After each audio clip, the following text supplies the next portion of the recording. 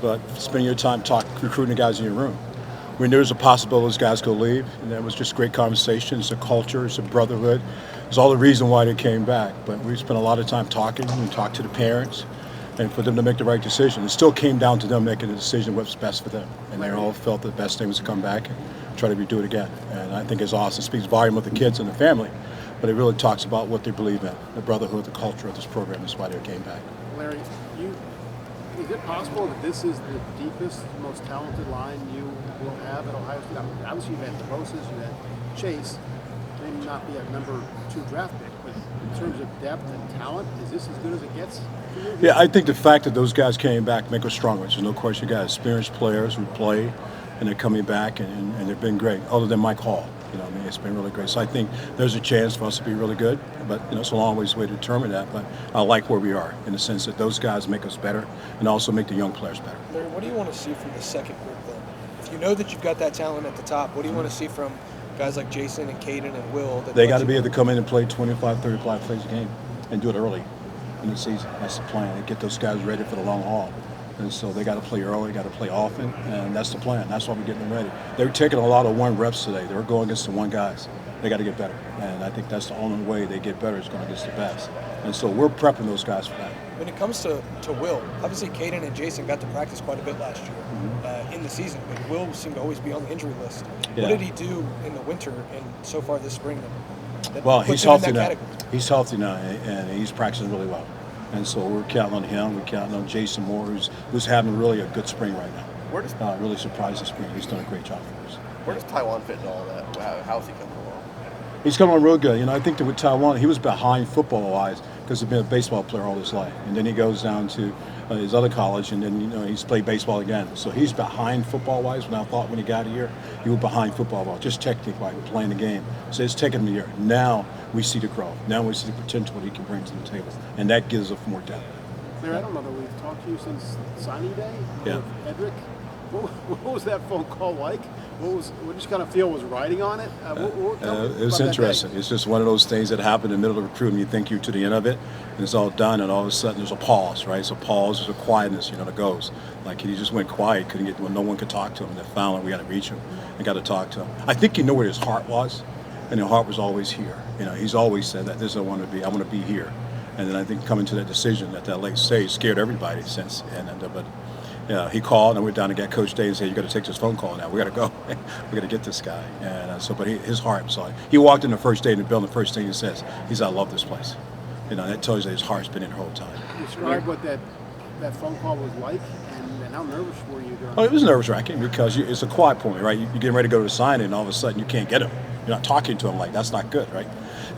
And then finally we got to the mom, got to everybody we needed to talk to, and he went into the press conference. He was outside the door, still talking, and then finally we got a chance to talk to him before he went on the stage to make his decision. And after that, it was like, we're good. You've done this a long time. Have you ever had anything like that? No, that's the first one. That's the first one. That's been good all along to get to the end of it, and all of a sudden there's a pause. But he wanted to make sure he made the right decision. And at the end of the day, he'd tell you, I went with my heart. My heart was coming to Ohio State University, which is really great. Larry, it looks like I know there's a long way to go till you play a game, but it looks like your first 4, because of the veterans coming back, is pretty set. In your mind, who would be the next person at either tackle or end that you're like? I think Kayden Carey, KJ's done real well. Yep. Those guys got to play this fall, and then Mitchell Melton will be the end position. I think that gives us 5-6 defensive end. Counting on one of the young guys be a 6 for us. It could be Edrick or Josh Mitchell, maybe Josh Mickens. And then for the inside guys, I feel pretty good. Some guys challenged for position. Jason Moore is starting to make a push. You got a hero canoe inside, and then you got K-Mac. Kayden McDonald's doing a really good job on the inside, so give us some depth there. Now can Will Smith give us a third piece of that puzzle? That's what we're looking for. So I think right now it's really just pushing those young guys more than I'm pushing the older guys. We kind of shut them down a little bit and make these young guys get some work against the 1s and 2s so they get ready to go play a game. Kind of going back to the Houston recruitment, when you hear maybe rumblings of people saying you're not going to be here in 2 years or this, that, and the other, how do you reassure recruits that you're going to stay and you're going to be the guy? All I can do is tell them the truth, right? That's the biggest thing, right? Look in my eyes and say, this is what I'm going to do. And then that question was asked many times. Every year it's asked, right? And I've been really honest and truthful about that. When I make the decision what I want to do, I'll tell them. I'm not going to recruit a guy and bring him here and then take off. That's just not part of my DNA. That's not my character. And so I try my best to be honest with kids what I'm going to do and how I'm going to do it. And that's what I said. He asked me that. He said, Coach, you leave, I'm going. And I reassured myself, I'm not going anywhere. I'll be here. You get here. So that's what's important. You know what I mean? It's more than just words. It's really believing in a principle of who you are as a coach. You know what I mean? I'm not chasing money. I'm not chasing anything. I'm chasing greatness with my players and hope they have a chance to be really special. And that's what's important to me. Jack Sawyer at the end of last year, statistically at least, really started to produce. What did you see that maybe was different from him, kind of that last half of the season? I thought that after the sixth game, you saw Jack make her emerge. I thought he started to change and then go back to the things that he does well. You know, go back to his toolbox, do the things, not guess, and just start playing really good football. And then he started playing very physical football, which I thought he had a long time ago. And that changed. And all of a sudden, he brought the whole defense along with him. And I kind of like where he ended the season on a really high note. Really played really well for us. Became a great leader, too. Does that leadership build this offseason when he kind of rallies the troops to come back, and then coming into spring, we've heard positive things in that department. Has that continued to develop? No doubt about it. He's still been a leader. Him and JT are real close, really close. But that front four guys have been here, Ty and Tylee, I mean, they're really close, and they're pushing the guys, and that's what you want to see. So I would say those four guys are our leaders in our room, and they're pushing on really well. Larry, what have you seen out of Jason Moore that makes you say that he's pushing a little bit right now? I mean, he's 6'5", he's 295 pounds. He's the ideal three technique in our system, right? And just a matter of having confidence and playing. You know, sometimes you get it bigger than you think it is, and he kind of shuts you back. And now in the spring, we're challenging him, and I'm just telling you, he's every day is a good day for Jason Moore, and that's what we want to see. K-Mac, the same thing. There's a lot of guys doing well that we really like what's going on right now. But if a guy that's making a jump right now, I would say Jason Moore. Urban used to talk about the first 2 years are on us and the third year is on them, like the step the players take. With those ends, though, with Kenyatta and Kayden, you've got two third-year guys who, no fault of their own, as you already said, they're kind of blocked. So how do you approach that as a coach with guys who, when they were looking at this, probably thought by third year a big opportunity was going to be here, and now it might not be quite the same shape that they... Again, I think it's going back to I said early on, right? You know, KJ came back. Those guys could all go in the port if they wanted to because those guys came back, right? But they all want to be part of something special, you know, and I think that's what separates us, who we are. And the fact that KJ and Kayden Carey never wonder like what they want to do. They just want to play ball and come back and be the best player possibly be and step to their roles. And their role this year is different. It could be a very long season. So we're going to need those guys. And I think they embraced that when they came back. So that's a good thing about it. What similarly, though, like, Plan A might not have also been for both Jason and Jack to still be here in 4 years. So you're probably grateful that they are, but at the same time, are you looking at this like what else is left on the table for them? Where can you help them get? Well, I think the biggest thing they're doing is chasing greatness right now. You know, I mean, being the best player they can be in college football. I think that's what they want. Win a national championship. You know, beat the team up north. Those are all great goals for those guys to chase. And I think that's one of the reasons they came back. You know what I mean? You go a third-year player, go in the NFL. You might think you're ready. When you got 4 years on your belt, you got your toolbox ready to go. You got a chance to elevate your game when you walk into that next level. And I think that's where those guys looked at. How can I get better, coach? And every day we're working on the small pieces to make them elite players. And I think that's what we're enjoying right now. And you can see the difference in the guys. And that's the positive what's happening right now. What have you challenged Kenyatta? What have you challenged Kenyatta Jackson specifically about this spring where he really needs to improve or wherever you want to come? Just being consistent. It's all about being consistent. You know, he's tough. He has all the skill sets. He can bend. He can run. He can tackle. He's physical. He has all that. Now, can you be consistent in doing what you're supposed to do? And so far, he's doing a good job at that. And you can see him coming out of his shell a little bit, kind of trying to be a leader. And I like what's going on. And so is Kayden Carey. I mean, those guys are right where they need to be. And I'm just happy that we got some more days of practice to get ready. Yeah. What's the next step for JT? The next step, obvious, is just to play the best game you can play every game. That's the key going into it, right? You're trying to be an elite player. Talent's God-given, but to be elite, you got to choose that. And every day, day after, we talked about that. You got to choose greatness because there's no falling away from this. So just little things, just fixing all the little things. Larry, you've been asked about Edrick and his recruitment, but now he's on the field. What have you seen from him through a few practices that make you think that, not to put the expectations on him, but he almost has to be next up?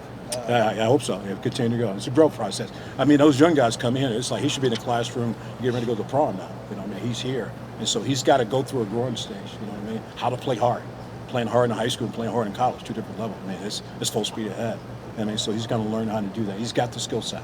I mean, he's got the physical skill. Now he's just learn the game to play at a high level as fast as he can. Do you make sure to shepherd him to JT and Jack? Like, hey, make sure to pay attention to these guys. They know what they're doing. We don't have to shove very close. They're already standing next to him talking to him. That's a good thing about our group. They coach the young guys really well. Really well. With Tyleek and Ty being able to play either spot, who then is your third guy in? Because it could be anybody. Who would that guy be right now? Well, you hope that K-Mac can give us something to come in. I think he's having a good camp. You know, Jason Moore, we got Hero Canoe's doing really well. Then you got Taiwan in there, and then we got a battle between who's going to be that next piece guy. Whereas, you know, Will Smith, or it could be a freshman, so we don't know yet. But I like where we are right now in the system. We're moving forward. And I think it gives him some options. Where have Hero and Kayden taken the biggest steps this spring? Where have Hero and Kayden taken the biggest steps? Well, they're just, playing the game, more knowledge of the game, how to play it, getting a football IQ, and just continue to work on their techniques.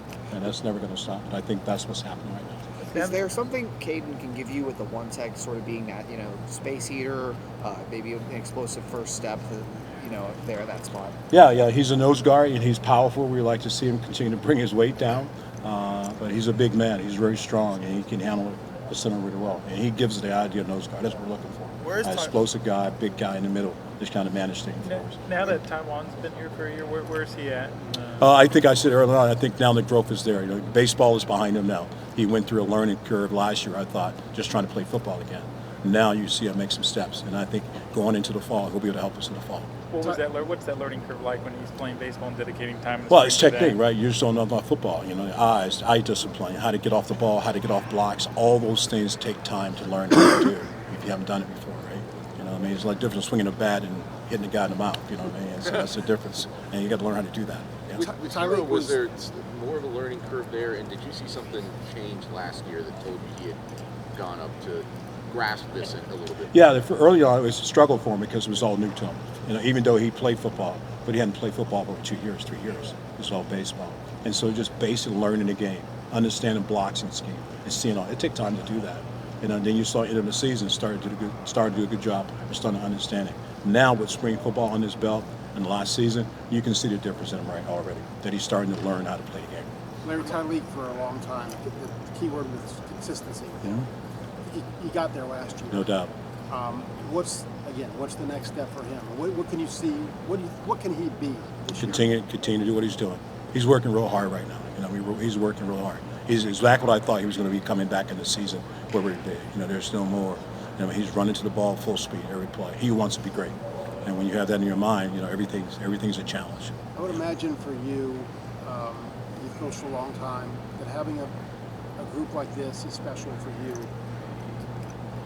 How much do you savor this? Do you cherish this? How much do you pressure on yourself to maximize this and make this unit everything it can be? I tell you what we do. I've challenged myself every year as a coach. How can I be better? And that's how you do better. You go back and watch what you did as a coach. I watch every single play all over again to an off season, and then I find things I think I could do better as a coach. That's my job, right? And then I take those things and we work the crap out. I'm very fortunate to have really some great coaching. Coach Clark is a great young coach. Is coming next one. Then we borrowed BT, and now we have all these eyes in the room of all my guys. And I think that's making us better. And so that's what I'm looking forward to. We meet every day about every single guy, every technique, and finding ways to make them better every day. And so I think that's the key for me going forward, is to make sure we do that. We don't talk about. Go ahead. What's it like having your coach on the staff, or your son on the staff? Doing this for 29, 28 years. You never had an opportunity to do it. You watch him play. He was at Penn State. But it's pretty cool. It really is, to be honest with you. He wants to be in this, wanted to be in a long time ago. I kind of talked him out of it, because of the coaching thing. But then finally he said, Dad, this is what I want to do. And so, thanks to Ryan, we had an opportunity to put him on the staff, and he's doing really well. He loves football, and it's part of his genes. So to be able to chase your dream is really smart. Larry, and really cool about him to see him do it. We don't talk about Ty as much as we talk about Tyleek and Jack and JT. Do you think there's maybe a reason why he's a little underrated? Or I don't see him as underrated. Ty is a hammer. Ty is a physical player inside. If you watch his play from last year, there's a time where he was just, we call it bobble dog. He's just sticking at center and just shaking his head. Very strong, very physical.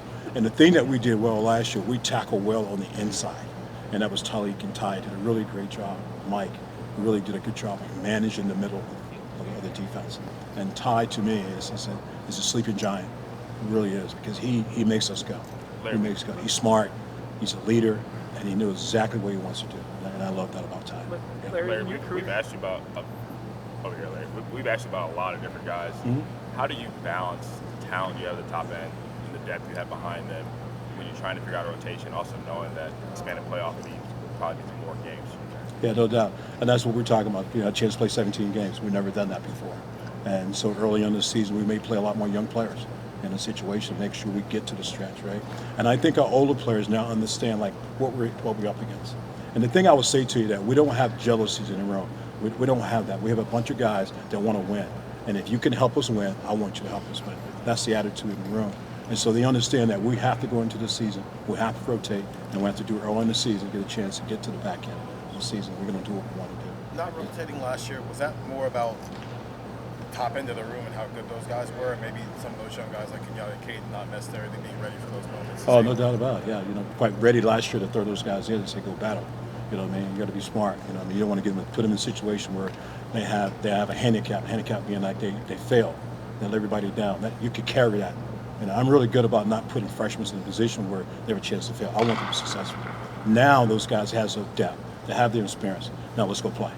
And that's what we're going to try to do with the season. What do you think about asking a college roster to tolerate? Who's asking me? What do you think about asking a college roster to tolerate a 17-game schedule? It's never been done before. Yeah. And so it's going to be tough. We'll have to find out. Ask that question at the end of the season. And I mean, right now we don't know. We just know could be a long season. What do you think of Jimbo's idea to cross-train JT and Jack at outside linebacker? I think it's great. I mean, we do a little bit of it now in our drop 8 defense. We do a little bit of it now. So it's not a big deal. You're either going to rush or drop, and they do that right now. It's just a matter of changing the front on the inside. I mean, that's all. We haven't gotten there yet, but I know Coach Noah is interested in trying to spearhead that a little bit. Was that a response to try to find something to match up against an offensive line like what you saw last year against Michigan, where they'll put 6, 7 guys? Yeah, like 12 personnel, 13 personnel, 14 personnel. Now you got a chance to match up, play bigger guys on the field. You know what I mean? You might play three tackles on the field, and then 2 big ends. So just a way to kind of offset that a little bit. Yeah. But we're not there yet. We haven't put it in yet, but it's a thought process. The experience you have with a lot of these guys, you could start 4 seniors next year. Is there any situation in your coaching career where you've had that much experience on a line? Only once when we had the Sam Hubbard, Jalen Holm, the Bosa, Chase, that group. That group was really a veteran group.